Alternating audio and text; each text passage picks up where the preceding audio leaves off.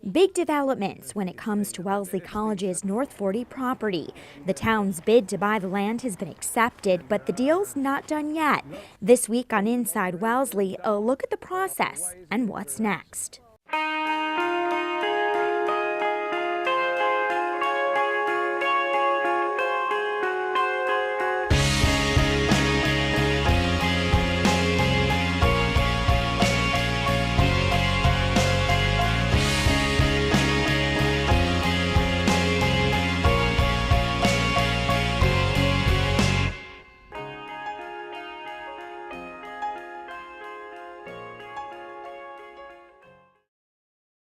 To this end and back. The sale of the North 40, a large open piece of land across from Wellesley College, has been a hot topic ever since the school announced it was planning to sell the property to raise money for other improvements. So the North 40 is one of the very few significant undeveloped land in the town of Wellesley.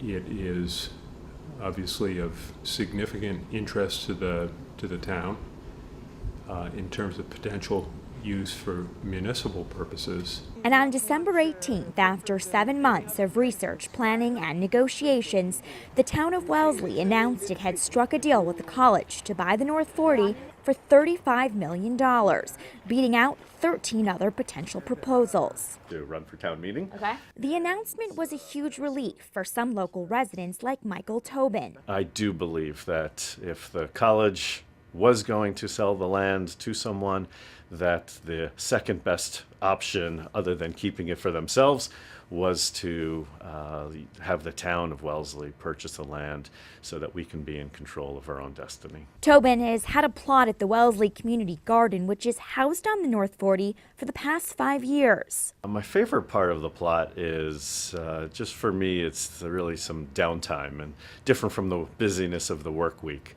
And being able to plant something and really see it develop and harvest it, and then be able to have a meal at our table many months throughout the year and eat the food that we grow. So the idea of losing the community garden and the entire North 40 property to an unknown buyer was a major concern. There's potential financial impacts to the residents and voters.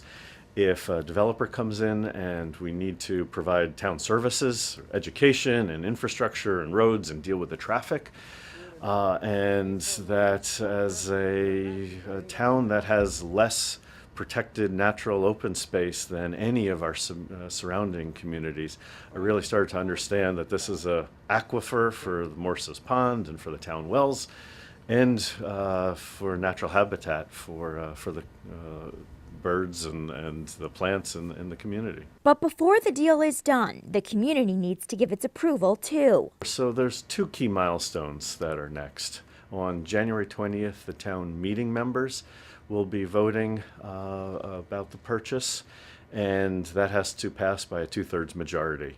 And then following that, assuming that passes, there's a townwide voter for a debt exclusion vote. That effectively says to the town residents approve raising their taxes for the next 30 years for the purchase. So that's on March 3rd, and that's the second key milestone. The town has already held 2 special meetings in anticipation of the upcoming vote, discussing the vision of the North 40 Steering Committee, the purchase and sale agreement, and how much it's all going to cost. Obviously, it'll be a significant financial cost.